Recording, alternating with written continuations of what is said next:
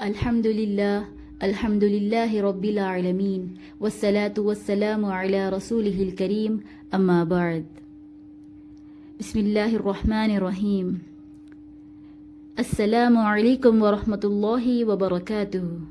روح اسلام ود روحینہ میں آپ سب کا خیر مقدم ہے۔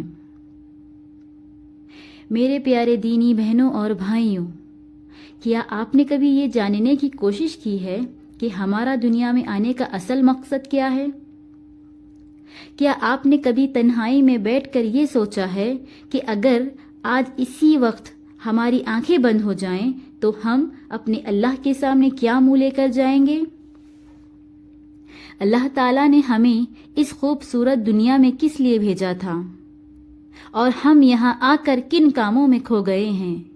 کیا صرف دنیا کی چمک دھمک پیسہ کمانا اور عیش کرنا ہی ہماری زندگی ہے؟ چلیے آج قرآن اور حدیث کی روشنی میں دل کو ہلا دینے والی سچائی جانتے ہیں۔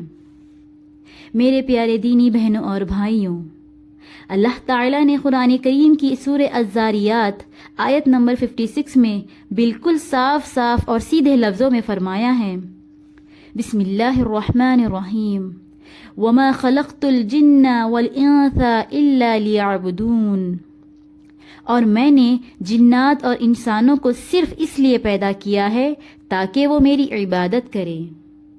اس آیت سے معلوم ہوتا ہے کہ ہماری پیدائش کا اصل مقصد صرف اور صرف اللہ سبحانہ و تعالیٰ کی بندگی ہے، لیکن افسوس صد افسوس ہم دنیا کی محبت میں اتنے اندھے ہو چکے ہیں کہ ہمیں یاد ہی نہیں رہا کہ یہ دنیا ہمیشہ رہنے کی جگہ نہیں بلکہ ایک مسافر خانہ ہے۔ ہماری اس غفلت کو دور کرنے کے لیے ہمارے پیارے نبی حضرت محمد مصطفیٰ صلی اللہ علیہ وسلم نے ایک بہت ہی چھوٹی مگر دل کو جھنجھوڑ دینے والی بات ارشاد فرمائی ہے، دنیا میں ایسے رہو جیسے تم کوئی مسافر ہو یا راستہ پار کرنے والے ہو۔ اللہ اکبر! اس حدیث کو سن کر روح کانپ جاتی ہے۔ ایک مسافر جب کسی سفر پر نکلتا ہے تو وہ راستے کے ہوٹل یا مسافر خانے سے دل نہیں لگاتا بلکہ اسے اپنے گھر پہنچنے کی جلدی ہوتی ہے۔ ہمارا اصلی گھر تو آخرت اور جنت ہے، لیکن ہم نے اس عارضی دنیا کو ہی سب کچھ مان لیا ہے۔ میرے عزیزوں، یاد رکھیے، عبادت کا مطلب صرف جائے نماز پر بیٹھنا نہیں۔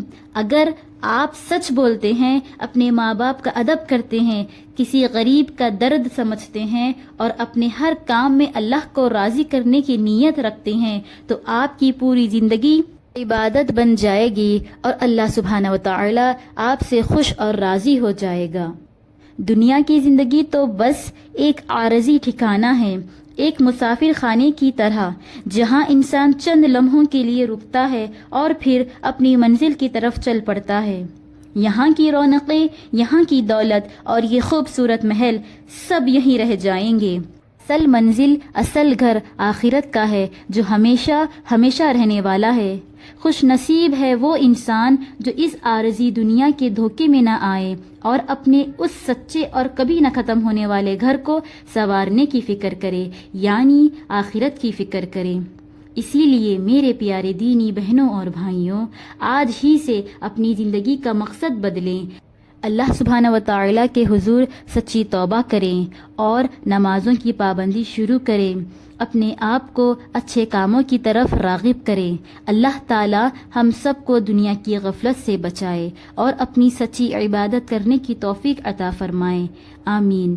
اگر آپ بھی آج سے اپنی زندگی کو سدھارنا چاہتے ہیں تو کمنٹ میں انشاءاللہ ضرور لکھیں، اور اگر آپ کو یہ اسلامی نصیحت اچھی لگی ہو تو لائک کریں اور صدقہ جاریہ سمجھ کر اپنے قریبی رشتہ داروں کے ساتھ شیئر کریں۔ دین کی صحیح معلومات کے لیے ہمارے چینل روح اسلام ود روحینہ آفیشیل کو سبسکرائب کرنا نہ بھولیں۔ آخر میں اپنی بات کو اس شعر سے ختم کروں گی، دنیا کی چمک میں اپنے مقصد کو نہ بھول، دنیا کی چمک میں اپنے مقصد کو نہ بھول، رب کو راضی کرنا ہی ہے زندگی کا اصول۔